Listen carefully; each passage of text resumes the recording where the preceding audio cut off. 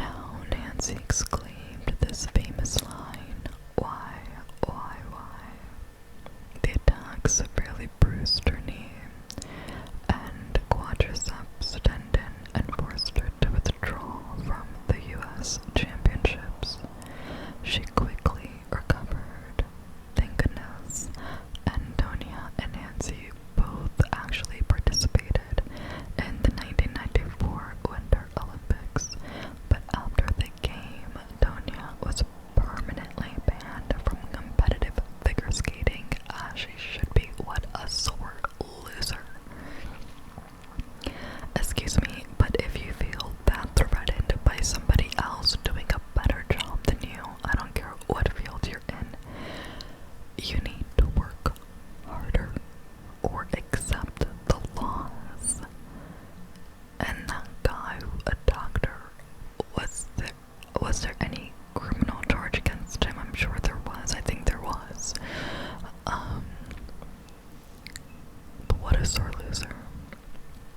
And obviously I feel something was a bit off with Tonya anyway, if she was a part of faking her own like death threat. Girl, okay. I have such admiration for figure skaters. I mean, they are just so beautiful on the ice. I cannot well, of course I can't figure skate, but I cannot skate on ice to save my life, and I just think it's such a beautiful sport. Now, moving on to the Buffalo Bills. In January, this is pretty recent, in January 2023, the Buffalo Bills faced the Cincinnati Bengals. At one point, DeMar Hamlin made a standard tackle on T. Higgins, who went into the safety's chest.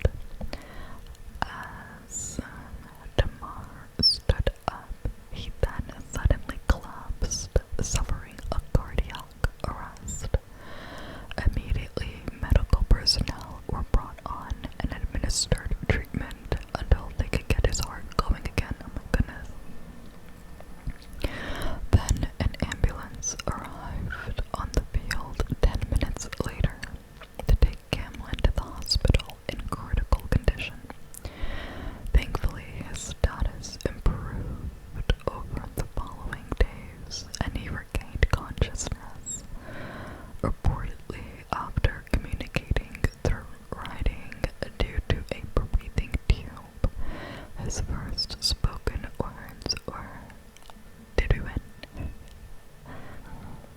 Only 9 days after this near-tragic event, Hamlin was released from the hospital. He had a good attitude about it, but contact sports are so dangerous, and thank goodness he survived.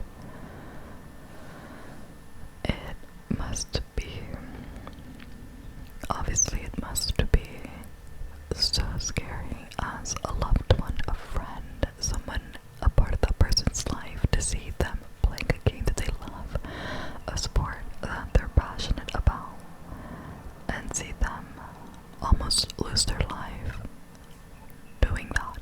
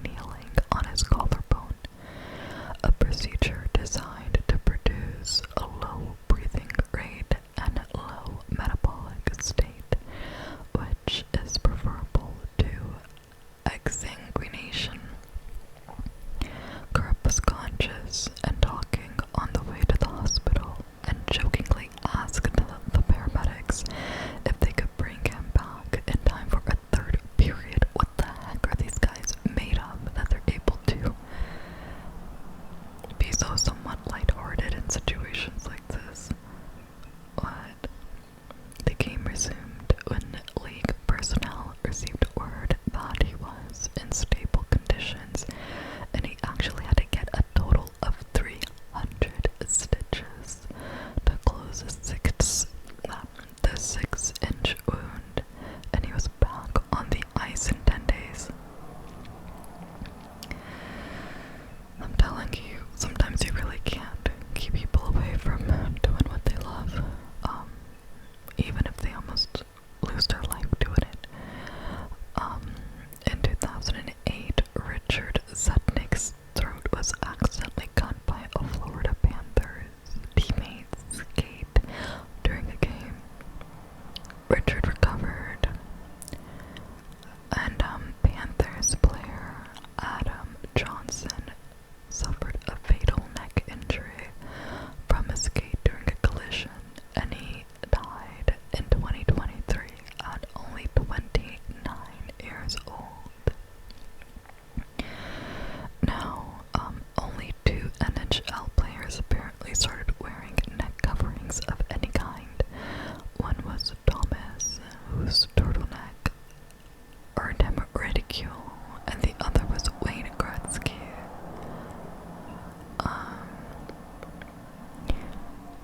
Yeah, I said in the beginning before reading this story, I feel strongly about these players putting on some neck guard, some neck protection. It's so crazy to me that one player doing it caused him to earn ridicule. Like, wouldn't you rather be alive and safe and protected from getting your neck cut by a sharp skate, rather than the latter happening? You don't have to die playing hockey. You don't have to get your neck cut. Like, you could prevent so much. Moving on, we're gonna talk about this WWE event. Now, this one was entirely preventable. Now I'm gonna talk about Owen Hart. He was a really, really famous WWE wrestler, and in the venue where he was getting ready for a performance, he was preparing to descend from the rafters as a part of a tongue-in-cheek superhero entrance for the cartoonish blue-base blazer character he was portraying at the time when tragedy struck. Precisely what happened will never be known, but an apparent malfunction with the equipment securing Owen resulted in a fall. Fans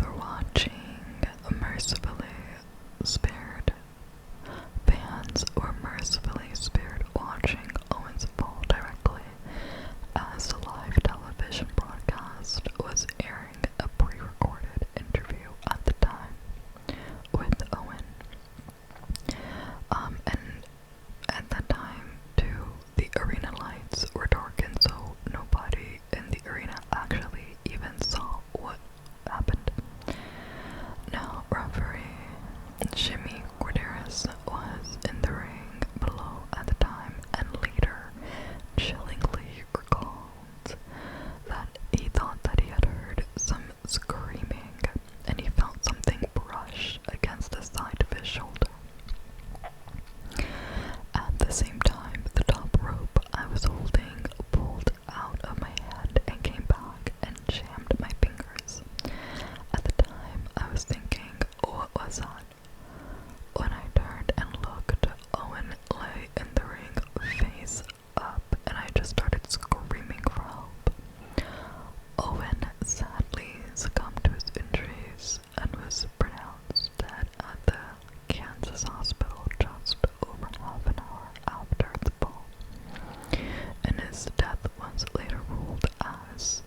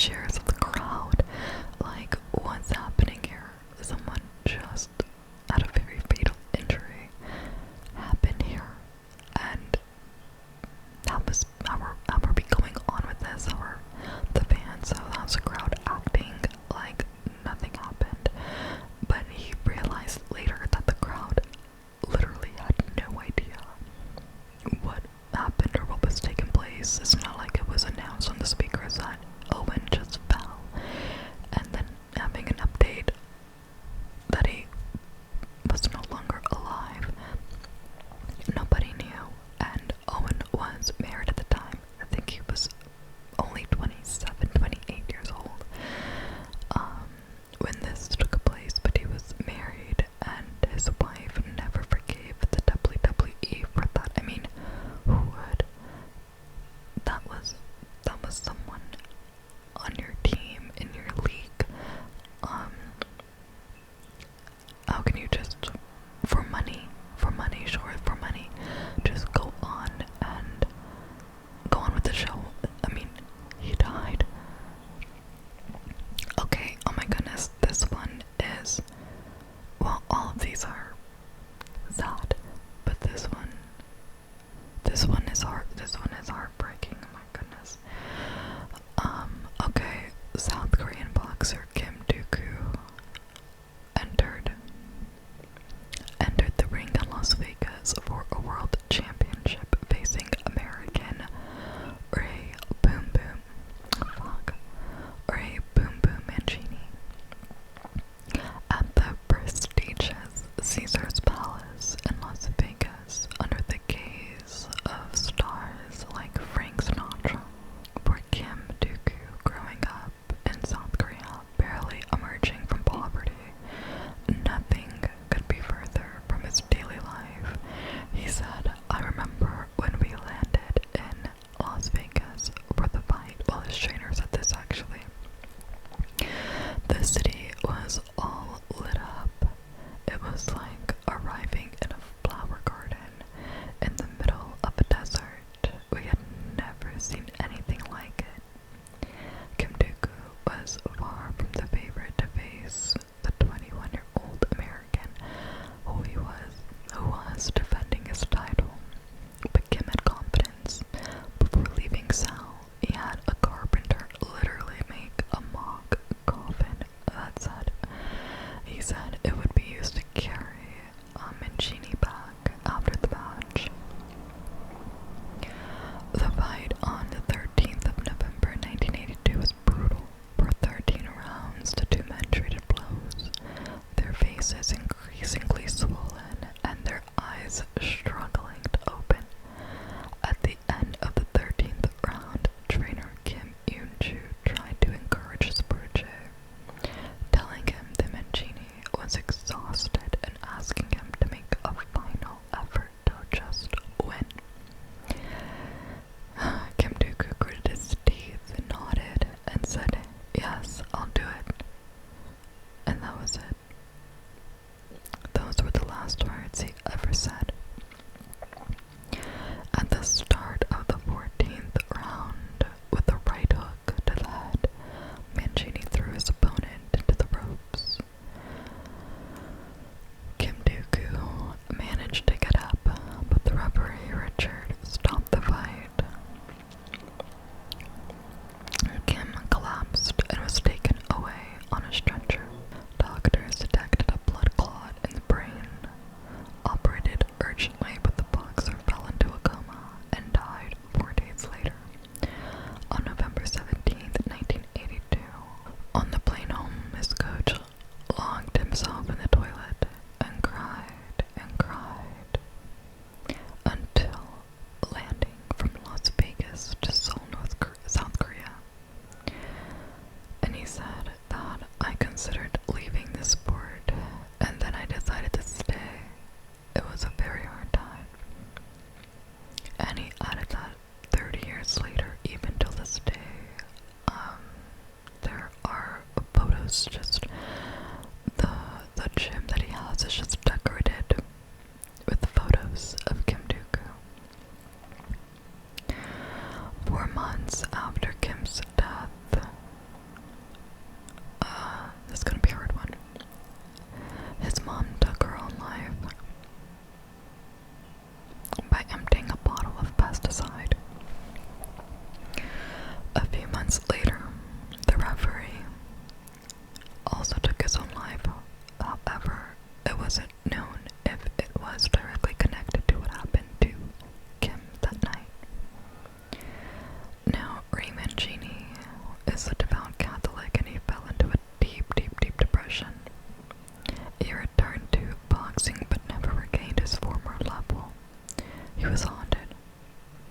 eventually, they say got over it, but I think that's the wrong way to phrase it. I think he eventually found a way to somehow move on, obviously keeping the memory of what happened. But the problem was that others had left it at that and made that match the benchmark of his life. Pretty recently, Ray Mancini met the family of Kim, whose fiance was 7 months pregnant at the time, and she gave birth to their son, her and Kim's son, who is now maybe around 31, 32, maybe a bit older. It was Kim Dooku's son who actually requested to meet Ray Mancini. He admitted to having felt hatred towards Ray for what he did to his father, but then he said, "I think it wasn't your fault." Devastating is the only word to describe that. This really left a mark on the boxing world and changed some things. I think the least dangerous sport, because there's no contact, it's golf. Golf is just so tranquil and safe.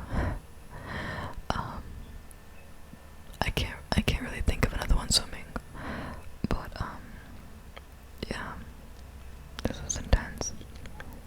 Anyways, yeah, thank you guys so much for watching, and I can't wait to see you in my next video. Okay, peace, peace.